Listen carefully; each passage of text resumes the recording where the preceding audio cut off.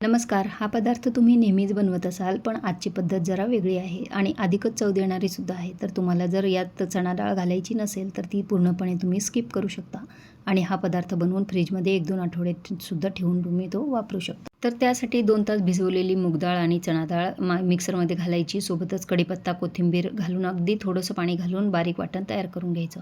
आता त्यात ओवा, हिरव्या मिरचीचा ठेचा, हळद, धणेपूड, जिरेपूड, चवीपुरतं मीठ, गरजेपुरतं ज्वारीचं पीठ घालायचं आहे आणि चिंचेची आंबट गोड चटणीसुद्धा घालायची आहे.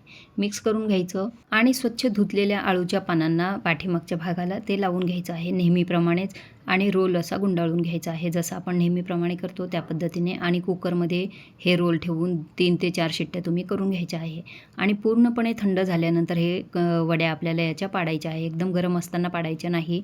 थंड झाल्यावर पाडल्या की वड्या छान कट होतात आणि नेहमीप्रमाणे डीप फ्राय करू शकता किंवा शॅलो फ्रायसुद्धा तुम्ही त्या करू शकता.